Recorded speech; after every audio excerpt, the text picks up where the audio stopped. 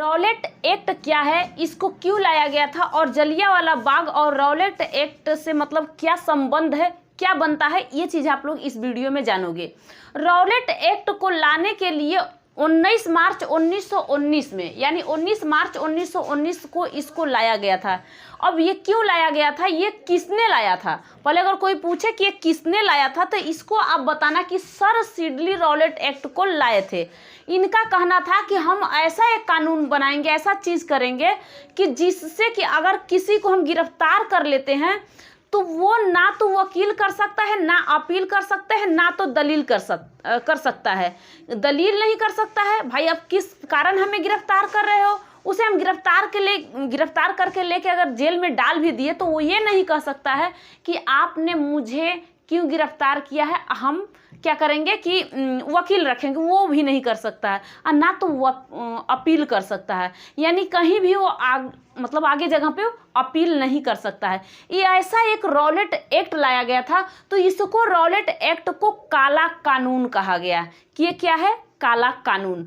अब ये जलियांवाला बाग अभी आप लोग को पता चलेगा, लेकिन ये आप समझोगे जब वो आपको समझ में आएगा। रॉलेट एक्ट समझने के बाद आपको जलियांवाला बाग समझ में आ जाएगा कि ये क्या है। ये सिर्फ आपको संदेह के आधार पे आपको गिरफ्तार किया जा सकता है। ये लाए थे अंग्रेजों ने, ये थे सर सिडली लाए थे। इन्होंने कहा था कि मतलब हम ये कानून ला रहे हैं, मतलब ये हम गिरफ्तार किसी को कर सकते हैं, लेकिन आप कुछ नहीं कर सकते हो, हर एक भारतीय को हम ऐसे कर सकते हैं, ठीक है। उसमें गांधी जी ने इससे चालू किया था रॉलेट एक्ट सत्याग्रह। कहा था कि आप रॉलेट एक्ट ला दिए, अब इस पे इन्होंने सत्याग्रह चालू कर दिया। किसने? गांधी जी ने। हर एक क्षेत्र में इन्होंने बढ़ावा दिया 30 मार्च को कि देखिए अब जो रॉलेट एक्ट आया है इसका आप लोग भी विरोध करिए। हर एक क्षेत्र में गांधी जी ने इस बात को फैला दिया। और 30 मार्च को, इसके बाद 6 अप्रैल को देश भर में ये हड़ताल होने लगा कि ये रॉलेट एक्ट क्यों आया है। गांधी जी इसको करवाए थे, तो गांधी जी को 8 अप्रैल को गिरफ्तार कर लिया गया। यानी उन्होंने 30 मार्च को इस बात को बढ़ावा दिया था कि क्यों हम लोगों के ऊपर आ रहा है ये रॉलेट एक्ट लग रहा है। उसके बाद 6 अप्रैल को उन्होंने देश भर में ऐसा कहा कि हड़ताल होगा, देश भर में ऐसा हड़ताल हो सकता है। और उसके बाद तुरंत ही 8 अप्रैल को गांधी जी को गिरफ्तार कर लिया गया इस रॉलेट एक्ट के जरिए, यानी कि इनको गिरफ्तार कर लिया गया। इसके बाद जो सत्याग्रह उन्होंने किया था, तो पंजाब में सत्याग्रह का केंद्र था। जो पंजाब है, अब पंजाब में सत्याग्रह का केंद्र था। वहाँ के 2 ऐसे नेता थे जिनका नाम था सत्यपाल और सैफुद्दीन चिकलू। अब इन दोनों को गिरफ्तार कर लिया अंग्रेजों ने। इनकी गिरफ्तारी के बाद देखो ध्यान से समझना, जब आपको समझ में आएगा। जब इनको गिरफ्तार कर लिया गया तो ये दोनों जो पंजाब के नेता थे, इनको गिरफ्तार कर लिया गया, तो इनके विरोध में प्रदर्शन के लिए लोग इकट्ठा जलियांवाला बाग में हुए। अभी आपको क्या बताई थी कि रॉलेट एक्ट क्या है, इससे जुड़े हुए ही हमारा है जलियांवाला बाग। अब जलियांवाला बाग में लोग इकट्ठा हो गए। अब उस दिन हुए थे इकट्ठा जिस दिन उनका बैसाखी का दिन था। पंजाब में एक त्यौहार है बैसाखी, उसे बहुत धूमधाम से मनाया जाता है। और जलियांवाला बाग एक छोटा सा जलियांवाला, मतलब कि छोटा क्या, अब उसमें कम से कम 1500-1600 से भी ऊपर ज़्यादा लोग मतलब हैं, रह गए, तो समझिए छोटा तो है नहीं। तो उसका एक तरफ से दरवाज़ा था जिससे लोग आते और जाते थे, ठीक है। तो वहाँ पे क्या हुआ कि जलियांवाला बाग 13 अप्रैल 1919 में बैसाखी का दिन था, उसमें लोग इकट्ठा उस बाग में हुए थे। अब वहाँ कहाँ पे, अमृतसर में। कहाँ पे? अमृतसर में। तो वो बैसाखी का दिन था। अब यहाँ पे लोगों को इकट्ठा देख के, अब भारत का कोई, जैसे कि भारत में अपने एक नरेंद्र मोदी हैं, पूरे भारत को संभालने का जिम्मेदारी है कि आप इस भारत को संभालोगे, कहाँ पे क्या हो रहा है आप उसको देखोगे।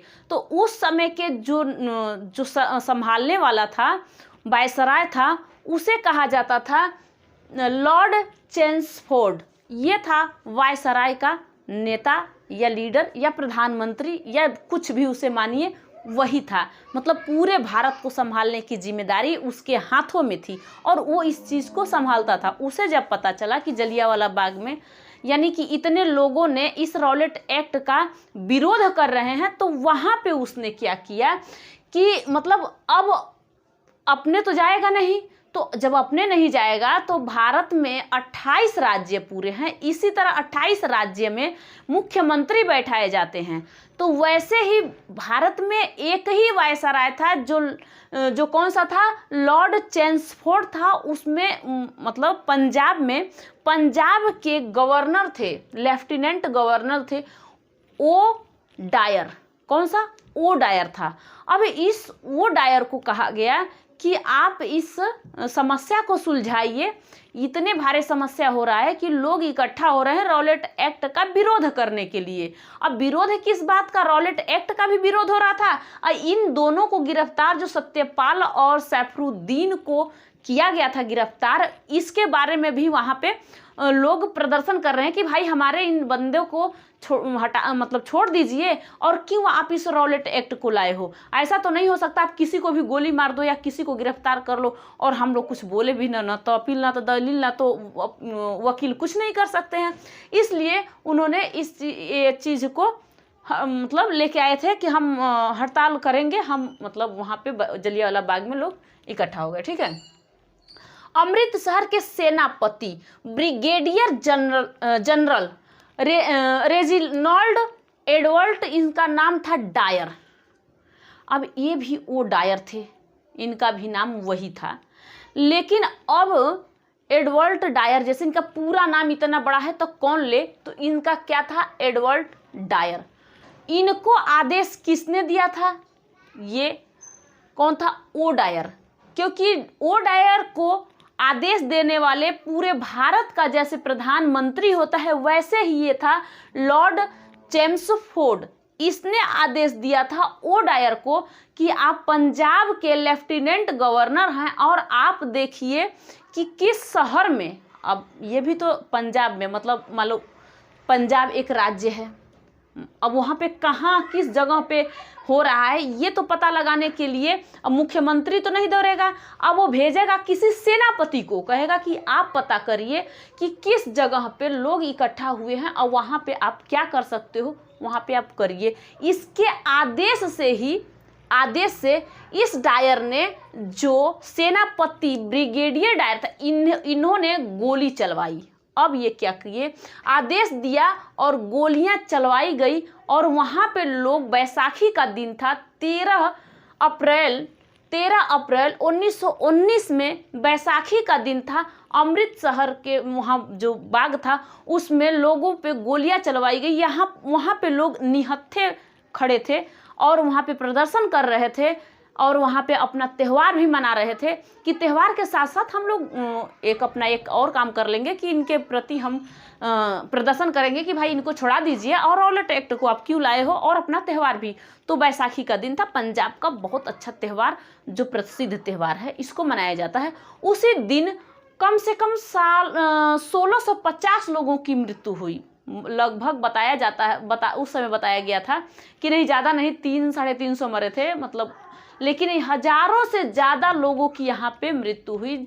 1000 तक कहा गया, 1500 तक कहा गया, यानी कि ऐसे घोषित किया गया पूरा टोटल अगर जोड़ और लोगों को, मतलब कोई जो बचा होगा हॉस्पिटल गया, नहीं तो सबको तो ऐसे 10 मिनट तक गोलियां चलाते चलाते लोगों को भून दिया। मामूली बात नहीं है, 10 नहीं, कम से कम 3-4 मिनट तक गोलियां चलाई और गोलियां इतनी चली कि लोगों को वहाँ पे मृत्यु हो गई। अब इस हत्याकांड को लेके अपने जैसे वायसराय का एक परिषद होता है, उस परिषद में लोग थे, जैसे गांधी जी थे और बहुत सारे लोग थे। उन्होंने क्या किया कि त्याग पत्र दे दिया, कहा कि हम अब इस हत्याकांड में के विरोध में हम लोग नहीं रहेंगे, हम यहाँ पे त्याग पत्र देते हैं। ठीक है, इन्होंने त्याग पत्र दे दिया। यहाँ पे हंटर आयोग चलाया गया, उसके अनुसार ओ डायर को निर्दोष घोषित कर दिया गया। ठीक है, उसको क्या कर दिया गया, निर्दोष घोषित कर दिया गया था। मदन मोहन एक आयोग चलाया गया, उसमें उसे दोषी घोषित किया गया। फिर भी यहाँ से वो लंदन यानी चला गया, वहाँ के अंग्रेजों ने उसको बुला लिया, सम्मानित के साथ उसे सम्मान किया, मतलब अच्छे से सम्मान उसका किया। इसके कुछ दिन के बाद उधव सिंह जो थे पंजाब के, वो उस समय का सीन देख रहे थे और उन्होंने कहा था कि मैं इस वो डायर को कहीं भी मिलेगा इससे पहले ख़त्म करूँगा। मैं ऐसे एक किसी के ऊपर कैसे काम कर सकता, मतलब मार सकता है, किसी के ऊपर गोलियां कैसे चलवा सकता है। अब अपना समय इनका जब आया तो 21 साल के बाद इन्होंने पता लगाया और वो डायर को मार के गिरा दिया, यानी गोलियों से भून दिया। ये कौन भून दिए? तो ये उधव सिंह, ये पंजाब के थे, इन्होंने ऐसा काम किया। तो आपको पता चला क्या है रॉलेट एक्ट, रॉलेट एक्ट क्यों लाया गया और जलियांवाला बाग का इसमें दोनों का रिलेशन क्या है। इतना बड़ा दोनों का रिलेशन है, ये आप देख सकते हो। अगर इसे आप लोग अच्छे से देखोगे, आप लिखना चाहते हो इसे लिख सकते हो, इसको अच्छे से आप लोग समझ सकते हो क्या है। ये सारा आपका बहुत बढ़िया है, जो कि आपसे पूछा जाएगा कि रॉलेट एक्ट किसके कहने पे लाया गया था। तो सर सिडली ये लाए थे, कहने पर नहीं लाए थे, ये खुद ही लाए थे। इनका कहना था कि इस रॉलेट एक्ट को लाना जरूरी है और इस पे अब भाई कैसे इनको गिरफ्तार किया जाएगा, सिर्फ संदेश के आधार पे इनको गिरफ्तार किया जाएगा। यहाँ ये मतलब पूछा जाएगा किस कारण ये गिरफ्तार किए जाएंगे, कोई भी बंदे किस कारण गिरफ्तार किए जाए, सिर्फ संदेश के आधार, संदेह के, कि हमको उस पर संदेह है कि उसने एक काम किया है, इसके आधार पर इसको गिरफ्तार कर लीजिए। अब उसको गिरफ्तार कर लिया गया, तो इस तरीके से उसको गिरफ्तार कर लिया गया। इसे काला कानून कहा गया, रॉलेट एक्ट को काला कानून कहा गया। गांधी जी ने इस पे रॉलेट सत्याग्रह ला दिए और रॉलेट सत्याग्रह में लोगों को इकट्ठा किए, जितने भी क्षेत्र थे उनको कहे कि भाई आप भी इसमें हड़ताल करिए। इसके बाद गांधी जी गिरफ्तार भी हो गए और 2 ही दिन 6 तारीख को इन्होंने 6 अप्रैल को कहा था और 8 को इन्होंने इनको गिरफ्तार कर लिया गया। ऐसे ऐसे कांड बहुत सारे हुए। सत्यपाल क्या थे, सैफुद्दीन, इनको गिरफ्तार कर लिया गया, जो कि पंजाब के नेता थे। ये सत्याग्रह केंद्र के, ये पंजाब जो सत्याग्रह केंद्र था पंजाब में था, पंजाब के नेता थे। तो ये सारे चीज़ आप लोगों को पूरा समझ में टोटल आया होगा। ऐसे ही आपको समझना है और हर एक चीज़ अच्छे से पढ़ना है। हर एक टीचर कहते हैं कि मैं अगर 15 टीचर लाके हर एक सब्जेक्ट को आपको पढ़ाने के लिए तैयार कर दूं कि हर एक टीचर 1-1 घंटे हर एक कोर्स पढ़ाएंगे तो 6 महीने में कोर्स को पूरा कर देंगे। मैं मानती हूँ पूरा कर देंगे, क्या आपके माइंड में पूरा बैठ जाएगा। इसके लिए आपको धीरे धीरे हर एक चीज़ को सीखना चाहिए कि हम कहाँ से क्या सीख सकते हैं, हमें सीख कितनी मिल सकती है। इसलिए आपको धीरे धीरे किसी चीज़ को, सीढ़ियाँ आप धीरे धीरे चढ़ो। सीढ़ियाँ उसी को मुबारक होती है जिसको छत पे जाना है, और जिसको नीचे गिर जाना छलांग लगा दो, ऊपर जाओ, चले जाओ ऊपर। डायरेक्टली नहीं हो सकता है ऐसे, आपको आराम से चढ़ना है कि हम चढ़ते जाएं और किसी काम को मतलब धीरे धीरे करो। ऐसे ये धीरे नहीं कि मंद बुद्धि लेके बैठ जाओ। आपको पढ़ना है 8 घंटे नहीं, 8 घंटे नहीं, अब 4 घंटे पढ़ो, लेकिन अब 4 घंटे लगातार ना पढ़ो। उसमें अपने 1 घंटा पढ़ लिया, 15 मिनट अपना मूड फ्रेश कर लिए, 1 घंटे 2 घंटे पढ़ लिए, ऐसे पढ़ो, ना कि आप लगातार कंटिन्यू पढ़ते रहो, आपको समझ में नहीं आएगा। आप लोग अगर मेरी वीडियो देख रहे हो तो आप लोग को कुछ तो समझ में आ रहा होगा कि नहीं मैम कहाँ से कहाँ तक समझाई है, अभी कहाँ तक हमें समझना है। तो थैंक यू। हम नेक्स्ट वीडियो में आपको इसके आगे का बताएंगे। धन्यवाद।